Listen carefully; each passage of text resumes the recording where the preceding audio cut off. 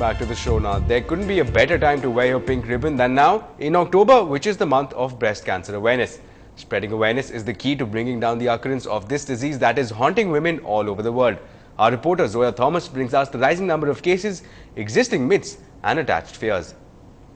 Breast cancer will soon overtake cervical cancer as the most reported type of cancer among women in India. According to the Indian Council of Medical Research, the estimated breast cancer cases in India in 2010 is over 90,000, and this is all set to rise. Survivors of breast cancer, including celebrities like Kylie Minogue and Lisa Ray, have come forward to do their bit in helping patients deal with the trauma. But despite increased efforts to spread awareness, doctors say treatment fears still bog down many of those affected. Well, this fear is a myth created by lack of awareness. Because once the diagnosis of cancer, people believe nothing can be done. They believe cancer is incurable. So this myth of incurability of cancer has to be dispelled. And the best way will be to have more and more people cured of the disease. Apart from awareness, the challenge to shatter myths that surround breast cancer is a huge problem. So much so that many women from both urban and rural areas refuse treatment because of these. I grew up on movies like Safar and Anand, and they always show the person who's suffering with cancer saying, so long, farewell, go went gone. Many diagnosed say that it not only affects the health, but also their relationships with others. But the disease is curable, provided it is detected early. In Chennai, Zoya Thomas for NDTV Hindu. Now, we were joined in the studios by Dr. Radha Ratna Devi, an oncologist, and Mrs. Neerja Malik, a cancer survivor who braved the illness twice. They told us about lifestyles, about myths, about needs for awareness, and perhaps most importantly, about the need to have a positive attitude. Lifestyle, yes, it has changed a lot now. And if you see 2 decades ago, that is our grandmother and mother period, the age at menarche is about 14 years. Now you see the girls attain their menarche at 9 or 10 years, and menopause has become late, like about 50, 55. So the number of cycles is more. And the lifestyle, the metro people, especially late marriage, late childbirth, unable to breastfeed because of the occupation.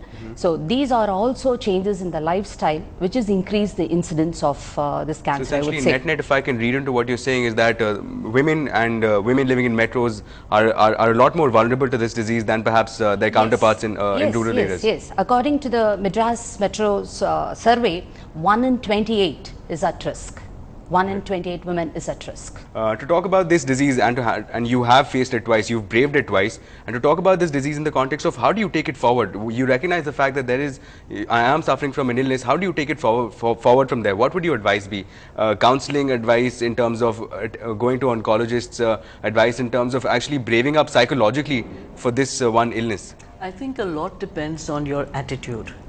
And here I'd like to say that the minute I talk to a patient, they may come into my room feeling very depressed, traumatized, angry, upset, frustrated. But the minute I say, hey, I've done that, been there, I have worn these moccasins, there is an immediate shift in perception. And the person shifts from being upset to, all right, let me hear more. Okay. Did your hair fall? Did your nails turn black? Did you feel nauseous? A feeling of correlation where you're able to identify. Complete identification, and then there is no what's your background, what's my background. Okay. Within 2 seconds flat, there is an instant rapport, and then the patient is all mine. Right. Now, if you thought that the youth of today are not concerned about various issues that confront the country, well, think again. For the BATE, the inter-school debating competition jointly conducted by the debating clubs of Lady Andal and Bhavan's Rajaji Vidyashram schools saw the school kids fiercely voicing their concern for topics as vast as legalizing prostitution to deciding whether Indian democracy is neo-political or an anarchy. And to do justice to the competition were the eminent judges who articulately critiqued and appreciated the participants. The team from Sri Ram Law Academy, T Nagar, were crowned the winners. Okay, so what way democracy is actually shattered in India?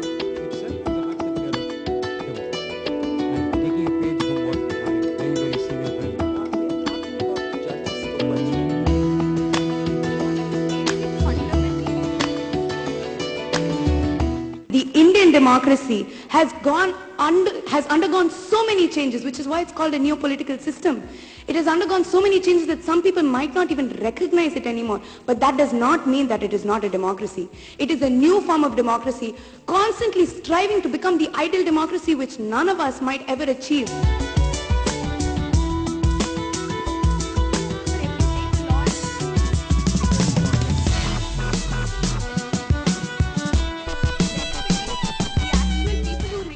Democracy is ideally meant to empower you and me, but unfortunately, that is not so.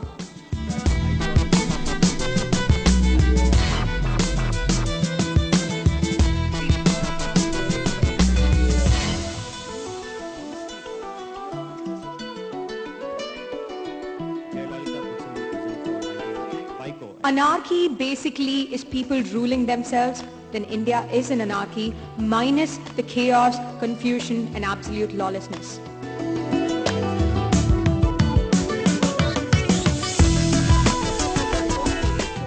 Many of the ministers actually told the speaker to speak in Marathi, and they actually snatched off the mic from him when he actually didn't do so.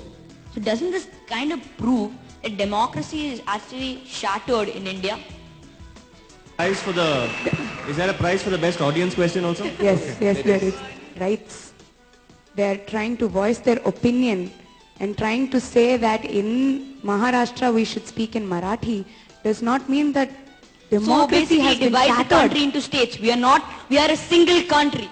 We are not each and A single every government state. that is known for its unity in its diversity. Are freebies in the present context a sign of corruption or populism or the work of a welfare state? If they're in form of a subsidy benefiting the actual people who require it, No, I'm not talking about subsidies, I'm talking about freebies. yeah, if they are in the form of subsidies, if they're actually given to people who require them, then yes, it is required. But if it's frivolous and it's a drain on the government's exchequer, then that is when you draw your line. That is when you say, no, we do not want this.